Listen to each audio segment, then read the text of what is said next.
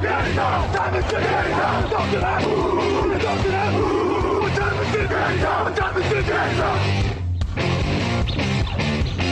gun, Hulk left slot, Dixie left, T left, Mercedes, wide chip, Ricky, Fever left, 75, Katie, Omaha. We're good.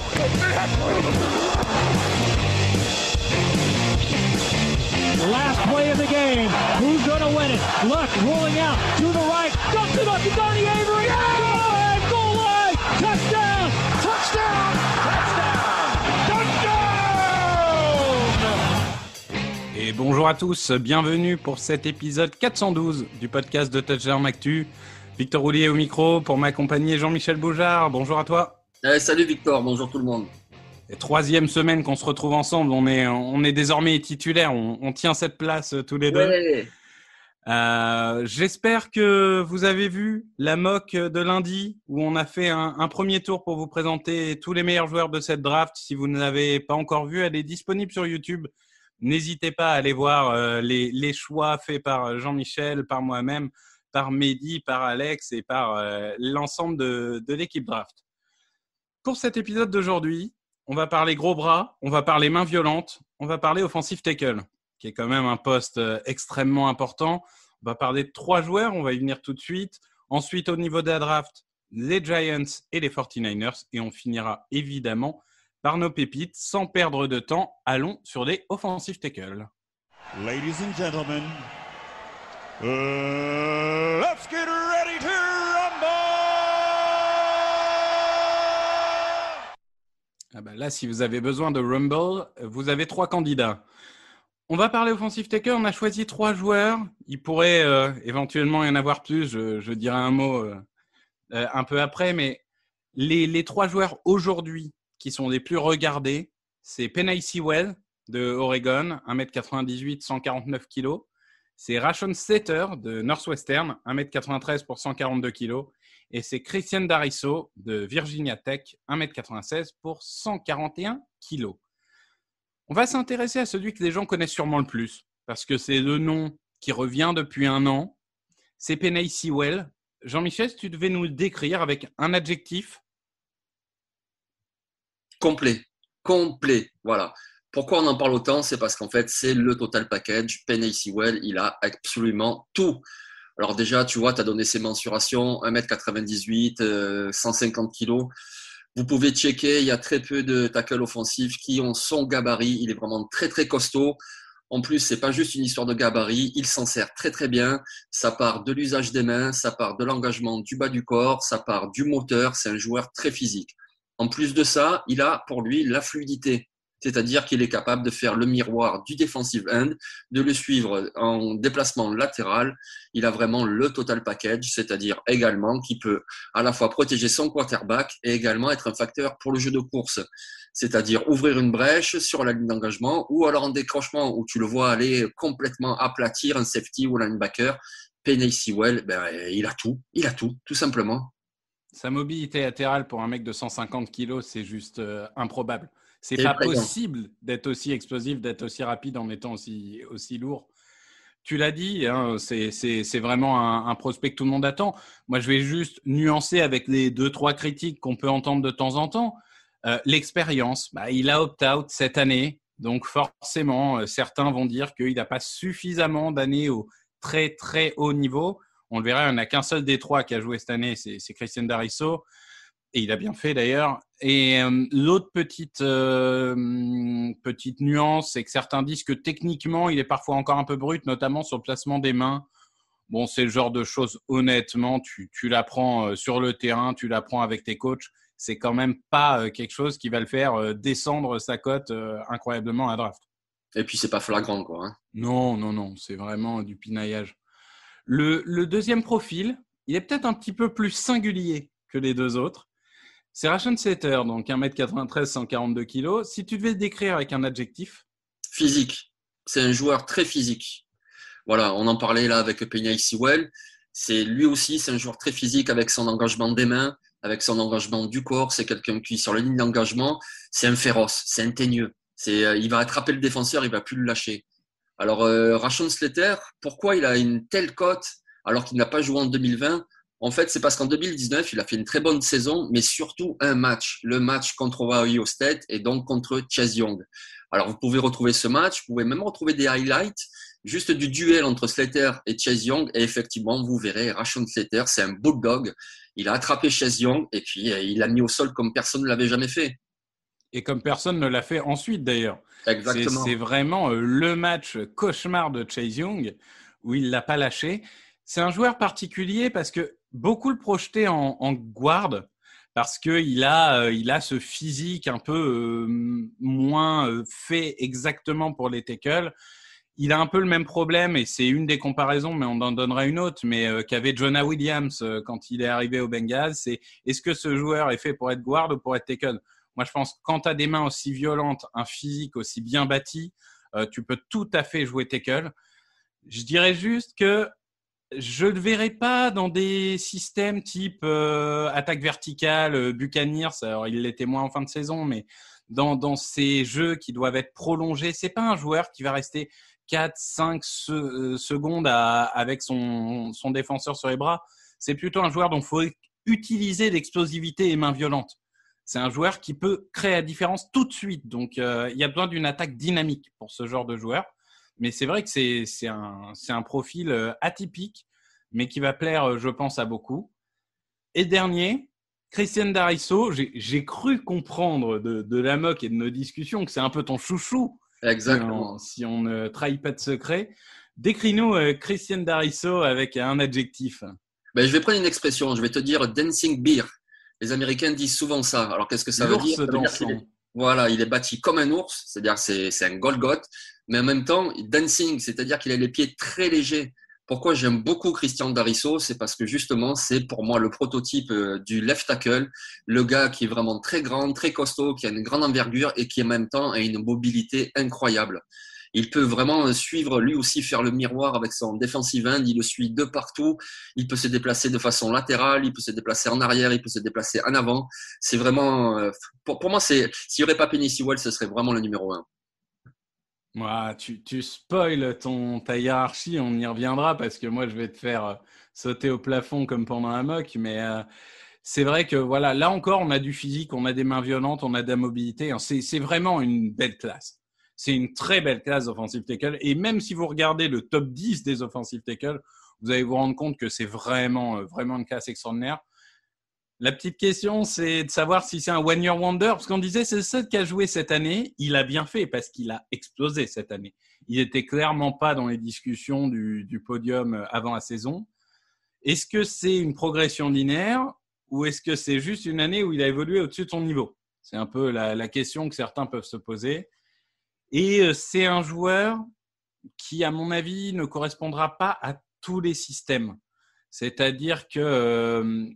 je dirais qu'à l'inverse de Slater, lui a plus le luxe de peut-être attendre, être patient et contenir. Et du coup, c'est pas forcément le même style de jeu qui va correspondre. Justement, si on parle style de jeu, donc j'ai dit globalement avec Rashawn Slater, donc plutôt quelque chose de rapide, quelque chose d'explosif, quelque chose qui bouge vite. Au niveau de Penei Sewell, tu verrais quel type de système? Tu dis il est complet, ça veut dire qu'il peut s'adapter à tous les systèmes, mais si tu devais choisir une équipe ou un système qui correspondrait parfaitement? Oui, bah alors ça serait plutôt une équipe qui se base beaucoup sur le jeu de course, avec un power run chain, tu vois, où vraiment les gars sont 1 contre 1, et puis il va créer son trou pour le jeu de course, ou alors il va prendre son defensive end en homme à homme. Ça serait plus dans ce style-là de système, par exemple. C'est dommage pour lui. Il y a certaines équipes qui avaient ce système-là l'année dernière, mais ils ont déjà choisi un offensive tech du coup. Ils se seraient amusés chez certains, comme les Cleveland Browns, notamment, auxquels je pense. Oui, par exemple, oui. Et Christian Darrisaw, du coup, pour le coup, peut-être l'inverse, du coup, moins ce style de jeu. Peut-être un système en zone, tu vois, parce que justement, il est très mobile. Donc, du coup, le système en zone, ou suivant le jeu appelé, il peut se déplacer sur la gauche, il peut prendre son gars en 1 contre 1, ou au contraire, se déplacer avec son guard et puis ouvrir une brèche ou faire la protection dans ce sens-là. Moi, quand je pense à ce genre de technique, je pense un peu aux Colts. Alors, c'est un peu hybride, mais les Colts aiment bien faire des schémas de bloc un peu imaginatifs. Bon, quand tu as des joueurs comme Quentin Nelson et Castonzo, ça aide, mais ils aiment bien être innovants là-dessus et je les verrais bien utiliser ce genre de joueur. Ouais, bon, il sera parti avant, hein, mais oui. Il sera parti avant, on est bien d'accord. Mais au niveau des comparaisons, Penei Sewell. Ben écoute, moi je trouve Tristan Wirfs, on l'a vu cette année, le rookie des Bucks de Tampa Bay, parce que c'est vraiment le même gabarit. Comme je disais, c'est rare qu'il y ait un offensive tackle de 150 kilos qui soit à la fois costaud et à la fois athlétique. Et même si je fais le tour de tous les joueurs qu'il y a en NFL, moi je vois surtout Tristan Wirfs. Oui, l'autre comparaison qui revenait, j'ai vu sur 2 sites différents, dont Daniel Jeremiah, c'était de dire que c'était un peu le Taylor Levan du riche. Oui, C'est-à-dire mais le parler Taylor d'ailleurs Levan vraiment. 2.0, quoi.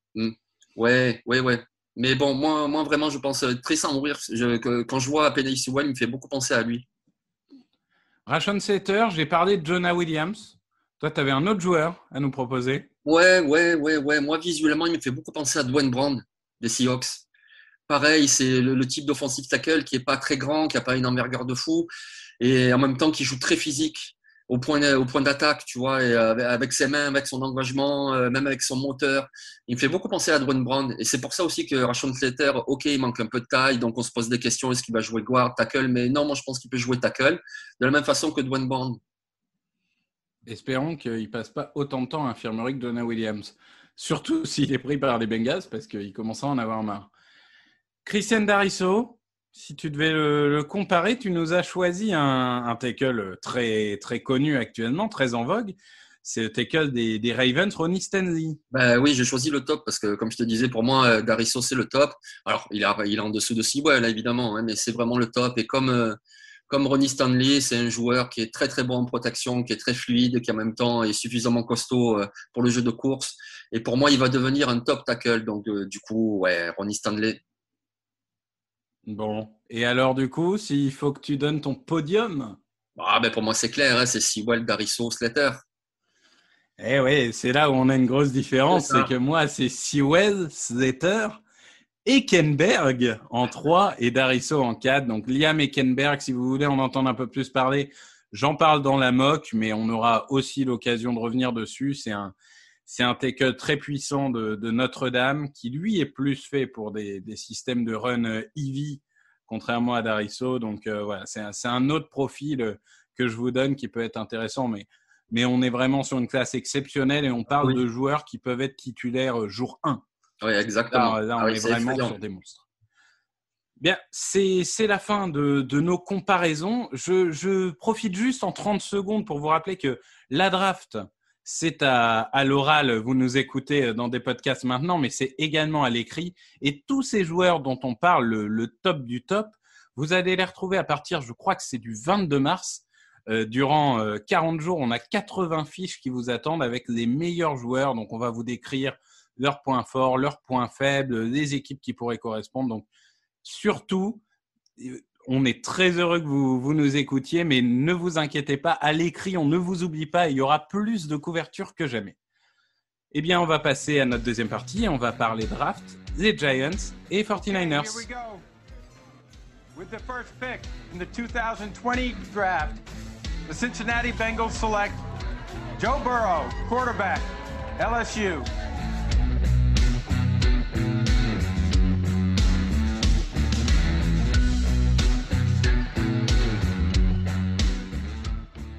Donc les Giants et les 49ers. On va d'abord s'intéresser à la NFC Est, division tout aussi compétitive qu'elle est non spectaculaire, qu'elle était non spectaculaire l'année dernière. Les Giants semblent se diriger vers une stratégie qui consiste à garder Daniel Jones et à lui donner, entre guillemets, une dernière chance cette année. Donc la logique au premier tour serait de se dire, la défense a très bien marché l'année dernière, mieux qu'attendu, l'attaque a peiné. Est-ce que pour toi, la priorité avec le choix numéro 11, on le rappelle au premier tour et même ensuite, c'est l'attaque? Oui, bien entendu. Et quand tu dis l'attaque, c'est avant tout un receveur. Après, il faut voir qu'ils ont le choix numéro 11. Donc déjà, ça veut dire qu'on peut oublier Ja'Marr Chase, on peut oublier Devonta Smith. Et possiblement, il y aura Jalen Waddle, mais c'est pas sûr. Il peut avoir aussi un Titan, qui est plutôt un receveur dans un corps de Titan, qui est Kyle Pitts. Après, il faut quand même aussi considérer qui est le general manager, c'est-à-dire Gabe Gettleman.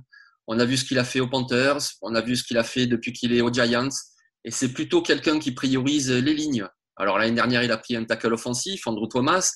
Je pense pas qu'il va le refaire cette année, même si c'est toujours possible. Mais peut-être aller en défense, tu vois. C'est pour ça que si Jalen Waddell est disponible, ça pourrait être un bon choix. Ça pourrait être le choix de Gettleman, mais également un défenseur. Moi, je pensais par exemple à Kutipay.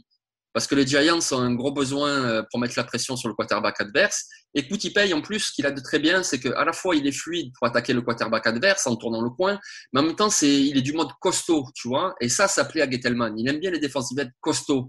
Et ça, voilà, c'est Kutipay. Donc plutôt en linebacker extérieur, finalement. oui, exactement. Aux côtés Oui. de De Blake toute façon, c'est ce Martinez. qui leur manque. Hein. La ligne défensive est performante.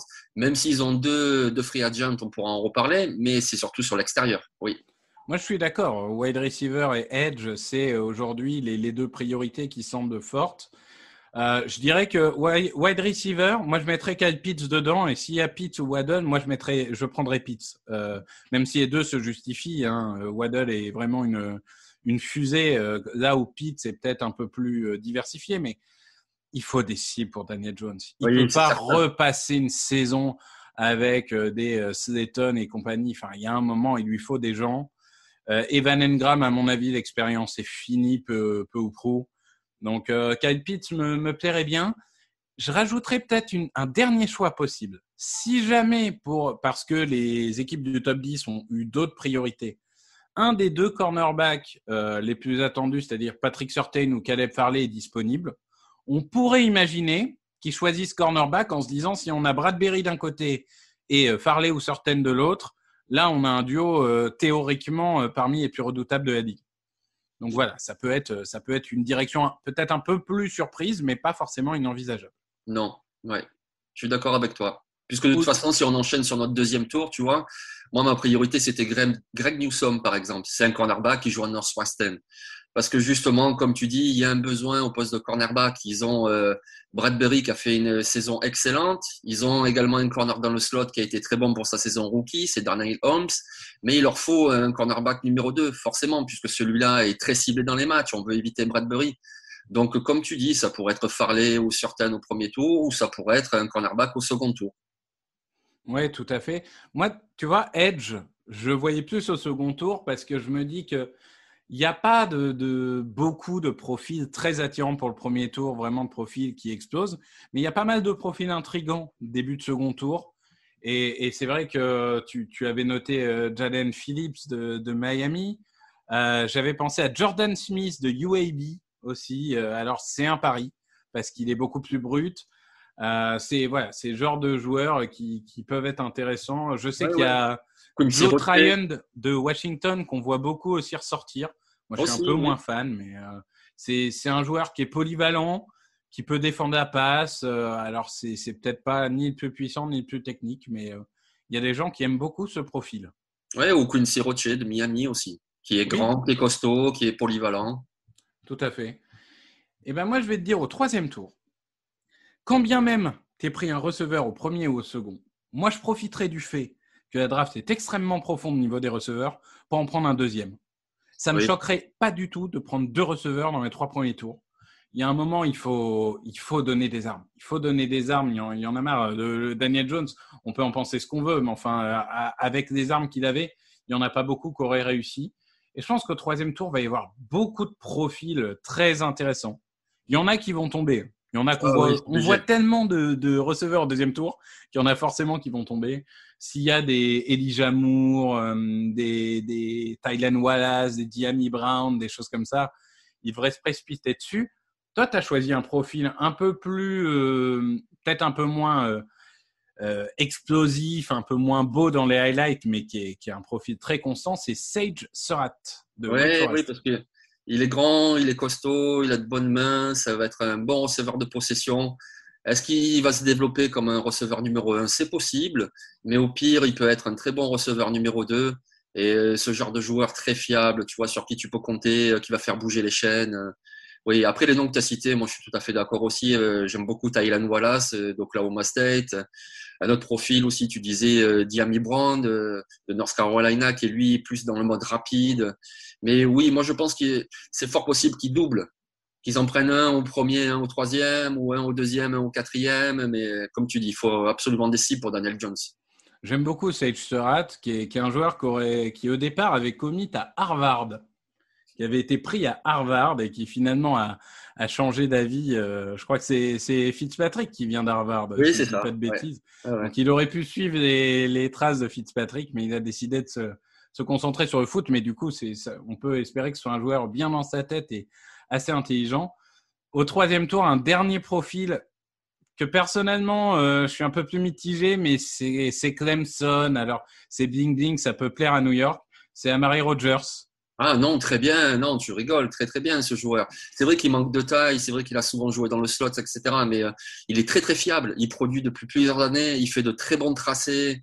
Non, ce serait un très bon joueur. Moi, je trouve. Même au troisième tour, ce serait même pas un reach, Amari Rodgers.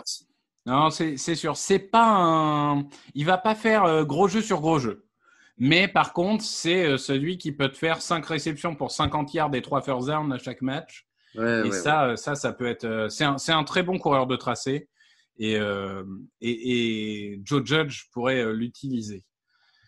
Bon, je pense que pour les Giants, on est plutôt pas mal sur ces 3 premiers tours. Si on s'intéresse aux 49ers.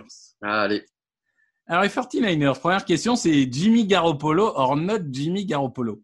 Bah, moi, je pense. Que toi, si par exemple, Trey Lance et Mac Jones sont disponibles, est-ce que tu choisis un de ces deux-là ou est-ce que tu te dis c'est pas tellement un upgrade et je préfère renforcer autre chose? Non, c'est fort possible, moi je trouve, et surtout pour Mac Jones, parce que je trouve qu'il a vraiment le profil pour aller avec Kyle Shanahan, c'est-à-dire ce type de quarterback qui est très très fiable, qui va être, alors game manager, ça sonne très restrictif, on dirait presque que c'est un défaut, mais en fait non, c'est une qualité d'être un game manager. Tom Brady est game manager et il a 7 bagues. Exactement, tu vois, vraiment le gars il fait très peu d'erreurs, il a plutôt de bonnes lectures. Mais par contre, tu vois, vu que tu parlais de Jimmy Garoppolo, même si tu prends Mac Jones, qui a l'air plutôt près de ce qu'on a vu à Alabama, mais quand même tu gardes Jimmy Garoppolo pour 2021. Le temps de mettre Mac Jones derrière, qu'il apprenne le playbook et puis qu'il s'ajuste aussi au niveau NFL, puisque même s'il vient d'Alabama, qui jouait en SEC contre de belles défenses, c'est la NFL, ça n'a rien à voir, c'est 2 étages au-dessus, donc ça va plus vite, les défenses masquent leur schéma, donc il aura besoin d'apprendre. Et il me semble là, que Garoppolo, il lui reste en quoi 2 grosses années de contrat, donc du coup, ça serait très bien de l'avoir en remplaçant cette année, Mac Jones, et puis titulaire pour 2022, pourquoi pas. Je crois qu'il a 2 années, mais je pense que tu peux le cutter sans beaucoup de dead. Oui, la c'est un dernière truc comme année, ça, oui. son contrat était plutôt bien construit. Non, moi, oui, je suis d'accord que Mac Jones correspondrait plus que Trey Lance. Ce qu'il leur faut, c'est un game manager. Et encore une fois, game manager, c'est pas une insulte. Hein. Je veux dire, je disais Tom Brady, mais on pourrait parler de Matt Ryan, qui était avec Shanahan avant. Ouais. C'est un game manager aussi. Enfin, c'est un style de jeu qui, au contraire, est plutôt très valorisant. Moi, j'y crois pas, Mac Jones. Je trouve pas que ça soit particulièrement un upgrade par rapport à Garoppolo. Ok, Garoppolo a foiré sa saison, mais enfin, globalement, il a prouvé il y a 2 ans qu'il était suffisant pour aller au Super Bowl. Moi, j'ai envie de renforcer cette défense. Je sais que je crois que c'est le choix que tu as fait à la mock, Jesse Horn. C'est ça. Jesse Horn, ouais. Oui, bah, c'est un joueur, c'est un cornerback. Vraiment, c'est le numéro 3, voire même il pourrait finir numéro 2 chez certains. Il est à South Carolina.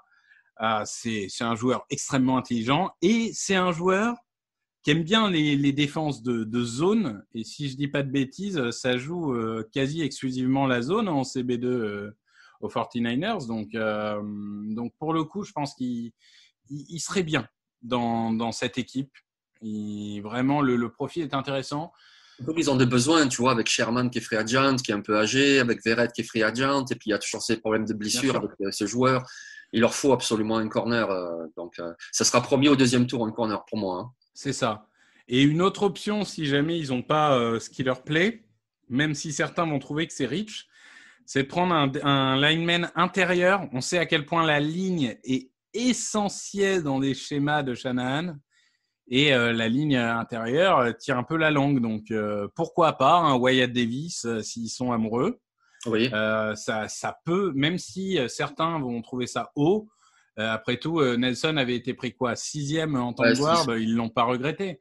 Donc là, en 12, je ne serais pas choqué particulièrement qu'il se dirige vers un Wyatt Davis ou vers un Elijah Vera Tucker, qui est assez polyvalent guard tackle et qui pourrait dépanner aux deux postes, puisque Trent Williams est free agent, si je ne dis pas de bêtises. Ouais.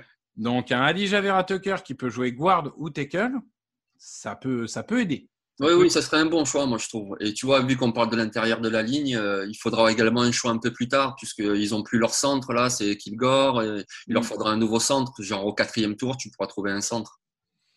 Au 4e tour, tu pourras trouver un centre. Alors, Oui, vas-y, parce que normalement, on fait les 3 premiers tours, mais donne-nous un petit nom auquel tu penses. Ah, ben, par exemple, Drake Jackson de Kentucky, ou alors peut-être la pépite dont on va parler tout à l'heure. Ah oui, mais justement, tu fais bien de dire, j'allais dire son nom. Mais c'est vrai que c'est ta pépite de tout à l'heure. On va vous parler d'un joueur spoiler de 3e division. Vous avez bien entendu, 3e division. Si on continue un peu au 2e tour, donc toi, tu pensais à l'intérieur de la ligne, tu avais mis Trey Smith, je crois, un joueur extrêmement talentueux, bon, qui certains ont un peu de crainte parce qu'il a eu des graves problèmes de caillots sanguins, etc., ce qui lui ont fait louper une saison. Si par exemple il n'y a pas eu de cornerback au premier tour, toi au 2e tour tu voyais bien un gros bonhomme, un gros monsieur, Ifeatu Melifonwu de Syracuse. Toi tu le vois cornerback? Oui, je le vois cornerback. Oui, c'est vrai qu'il a des mensurations un petit peu safety, tu vois, parce que il est très grand, il est très costaud, mais en même temps il est très athlétique et puis de toute façon il jouait cornerback, ça se passait plutôt bien. Alors certes, évidemment, c'est pas la même chose de le faire à Syracuse qu'en NFL. Mais je pense qu'il a les capacités pour rester sur l'extérieur. Et ça serait un bel ajout. Et puis, alors ok, ça fait peut-être un petit peu cliché, mais dans la division, ils ont DK Metcalf. Donc pourquoi pas mettre quelqu'un qui est à la fois grand, qui est à la fois costaud, qui a de la vitesse, puisque bon, Melifonwu, c'est un méga athlète, comme l'était son grand frère. Hein. Il faisait de l'athlétisme, etc. Donc, et tu aurais un prototype pour tenter de marquer DK Metcalf. Et ben moi, sur les cornerbacks, je vais un peu faire de la nostalgie pour les fans des Patriots et des Eagles. Parce que je vais vous parler de Asante Samuel Junior, évidemment, Florida State. Donc, c'est un joueur qui est petit. Certains pensent trop petit pour jouer à l'extérieur. Je trouve que cette année, il a prouvé qu'il pouvait le faire. C'est un joueur propre, c'est un playmaker. Moi, j'adore ce genre de joueur. Il va créer les grosses actions. Il va créer les interceptions. Alors parfois, c'est vrai que son physique, s'il joue contre un gros receveur, on va lui lancer des 50-50 et il va souffrir, ça c'est sûr. Mais c'est un joueur que j'aime beaucoup, donc à voir comment il peut être utilisé. Mais quand on a des coachs intelligents, je pense que quel que soit le physique, on peut tirer le meilleur joueur. Même si, bon, la défense des 49ers, je ne sais plus qui va succéder à Robert Saleh en coordinateur défensif. Ah, c'est Demeco Ryans, non? C'est pas ça l'histoire? Je sais plus. Il faudrait que je vérifie, mais bon, on verra quel système ils utilisent. Et au 3e tour? Au 3e tour, écoute, moi, il y a un joueur qui me paraît mais vraiment parfait pour jouer avec Kyle Shanahan à San Francisco. Alors, c'est pas forcément un besoin, mais quand tu vois ce joueur, tu penses Shanahan. C'est Demetric Felton, un petit gars du CLA qui en fait a commencé sa carrière universitaire en tant que receveur, et puis il est passé running back pour les besoins de l'équipe. Il a été très bon comme running back. En plus, c'était un running back qui, évidemment, avait des compétences dans le jeu de passe. Et puis là, on l'a vu au Senior Bowl être aligné exclusivement comme receveur. Et c'est un joueur qui a des cuts explosifs, qui fait des très, très, très bons tracés. Et vraiment, tu vois, si tu l'ajoutes à Deebo Samuel et Brandon Ayuk, ça pourrait être vraiment merveilleux dans ce système que fait Shanahan avec des joueurs qui partent un peu dans tous les sens, beaucoup de feintes. Demetric Felton, moi, je ne serais vraiment pas surpris qu'il le sélectionne. Je suis d'accord avec toi. C'est vraiment un joueur explosif. C'est un joueur intriguant et je pense qu'il y a forcément quelqu'un qui va tomber amoureux de ce joueur. Ça, c'est sûr. Moi, alors, ce sera peut-être pas au 3e tour. Ce sera peut-être un peu plus bas. Mais je me disais que, bon, je n'oublie pas qu'il y a Monsieur Kittle, mais que s'ils veulent jouer en 12 personnels pour un peu étonner les autres équipes et notamment, comme on sait qu'ils jouent beaucoup en course, perdre un peu les défenses avec des alignements, j'aimais bien notre cher ami Kenny Yeboah de Ole Miss. qui est beaucoup plus léger. Hein. Pour le coup, c'est pas le même corps que George Kittle, mais du coup, ce genre de tight end F, donc qui peut jouer un peu receveur, un peu bloqueur, et qui serait une belle arme dans la red zone, parce que le problème aussi de cette équipe, c'est qu'ils ont beaucoup de petits joueurs très explosifs, mais alors quand ils sont à 5-10 yards de la red zone et qu'il faut trouver des joueurs qui font la différence dans la red zone, parfois ils ont un peu plus de mal. Donc voilà, j'aimerais bien trouver d'une manière ou d'une autre des menaces un peu nouvelles sur les situations de premier ego, deuxième ego, etc. Ouais, c'est bien vu. Ouais. Donc c'est un des points qui est à surveiller. Bon, je crois qu'on a fait le tour là-dessus. On va pouvoir tout de suite aller voir nos pépites. Je vous ai spoil, je vous ai dit 3e division. On y va tout de suite.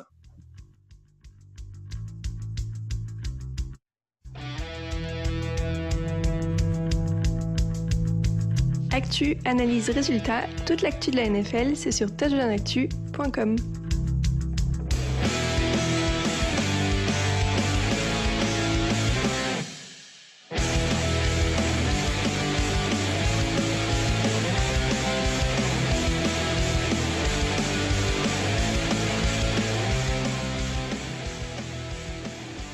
Vous connaissez l'université de Wisconsin en première division, mais connaissez-vous l'université de Wisconsin-Whitewater en 3e division? Je ne pense pas, sauf si vous avez suivi le Senior Bowl. Parce qu'il se trouve que ce qui a un peu marqué cette année au Senior Bowl, c'est que la star était un lineman offensif. Déjà, c'est pas tous les jours. Et un lineman offensif 3e division, c'est Quinn Meinerz, 1m91 pour 145 kilos. Je te laisse m'en parler, Jean-Michel. Qu'est-ce qui t'a plu chez ce joueur?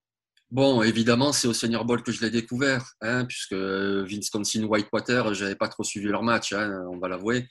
Qu'est-ce qui m'a plu? Beaucoup de choses, en fait, ce gars-là. Alors, déjà, tu l'as remarqué, on l'a tous remarqué, puisqu'il jouait avec le maillot relevé, donc il avait une belle bedaine, et puis ça fait un peu le buzz sur Internet. Mais évidemment, s'il pourrait être choisi, moi je pense en fin de 3e tour, c'est parce que c'est un très bon joueur. C'est-à-dire qu'il est très mobile, que ce soit sur la ligne d'engagement, mais également pour les décrochements. Depuis qu'il a fait ce buzz au Senior Bowl, vous retrouvez maintenant sur YouTube plein de vidéos de lui avec son université.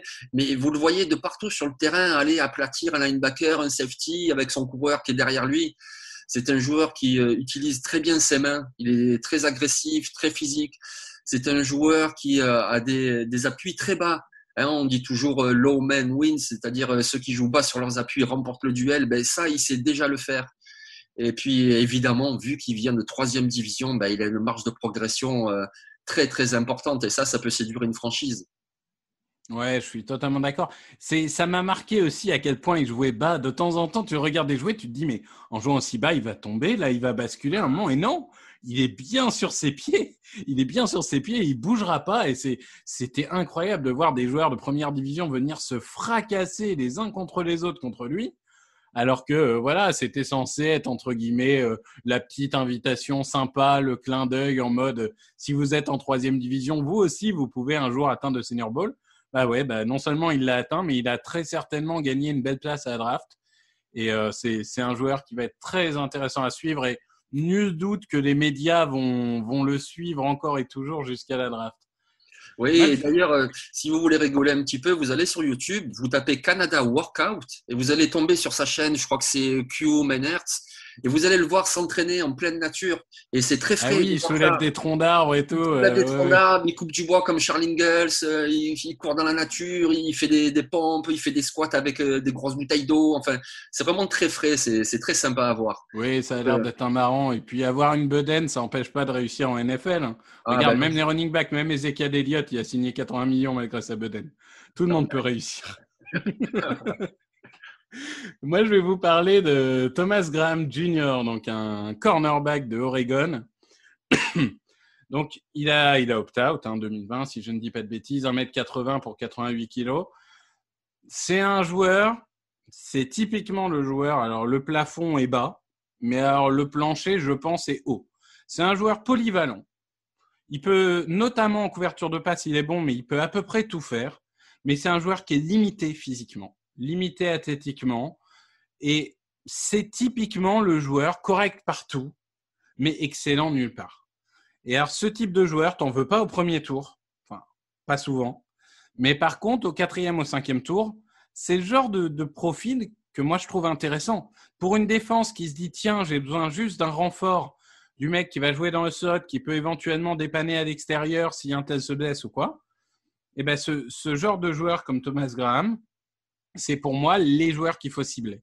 C'est les bonnes affaires. C'est-à-dire qu'il ne mérite pas d'être au 3e tour, il ne mérite pas d'être non drafté. Il mérite d'être par là, vers le 5e tour. C'est là où il sera pris. Et je pense que l'équipe qui va le prendre sera très heureuse d'avoir un joueur constant, plutôt concentré, même si parfois, on l'a vu avoir des petites sautes de concentration. Enfin, ça peut arriver, ça se coach. Donc voilà, c'est le joueur, il ne va pas vous éblouir, mais je pense qu'il sera très utile dans tous les cas. Oui, de toute façon, tu as bien vu, toutes les équipes elles jouent la plupart du temps avec 4 defensive backs, des fois 5, des fois 6. Donc, il faut du monde et tu ne peux pas avoir que des premiers tours. Donc, forcément, tu vas avoir des joueurs de complément comme ça qui seront sur un 3e down, qui seront, si un joueur s'est blessé, qui seront… Tu en as besoin dans un 53. Oui, et puis c'est vrai que la position de slot cornerback, à une époque, on n'en parlait pas autant qu'on en parle aujourd'hui. Mais c'est parce que le nombre d'équipes qui vont aligner, on va prendre une 4-3, mais 4 joueurs de ligne, 2 linebackers, et qui derrière vont mettre du monde derrière, il y en a beaucoup aujourd'hui. Il y en a de plus en plus. Donc, il y a de moins en moins d'alignement à 3 linebackers, en tout cas sur des 4-3, qui finalement sont presque des 4-2 aujourd'hui. Et le slot cornerback est devenu extrêmement important. En plus, comme souvent, c'est un joueur qui navigue dans la zone, il a quand même plus de chances de réussir des interceptions que des cornerbacks purs. Et forcément, c'est des joueurs qu'on remarque du coup. Bon, je crois qu'on a fait le tour. Avant de vous quitter, je vais vous rappeler le programme parce qu'il est quand même XXL. C'est-à-dire que jusqu'à la draft, à l'audio, vous allez avoir le débrief par poste, comme vous l'avez eu l'année dernière, les meilleurs quarterbacks, les meilleurs running backs, les meilleurs receveurs. On va faire tous les postes un par un. Vous allez avoir également des pastilles. Alain vous l'a annoncé et Grégory vous l'a annoncé aussi. Des pastilles pendant 32 jours avant la draft. Tous les matins, une équipe sera débriefée. Ça va être le même format que vous aviez eu pour les previews avant cette année. Et à l'écrit, je l'ai dit, vous allez avoir les fiches draft, vous allez avoir des top 100. Il y aura également des lives d'organisés, donc restez à l'écoute de nos réseaux sociaux. Et on va vous accompagner jusqu'à la draft, comme jamais encore cela n'avait été fait sur Touchdown Actu. Et on ne va pas s'arrêter là. On va continuer à vous proposer toujours plus de contenu en vous remerciant pour votre fidélité parce que vous êtes de plus en plus nombreux et ça nous fait extrêmement plaisir. N'hésitez pas à venir nous voir sur les réseaux sociaux. Jean-Michel, je me trompe toujours sur les nombres, c'est Zappa 13 009. 009 et pour ma part, c'est @Victor Roulier. N'hésitez pas à suivre Touchdown Actu si vous ne le faites pas déjà. Merci à tous, bonne journée et rendez-vous semaine prochaine pour de nouvelles aventures. Et bon week-end.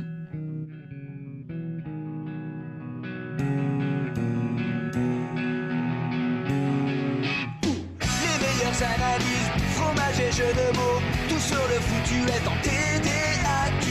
Le mardi, le jeudi, tailgate au risotto, les meilleures recettes en TDAQ.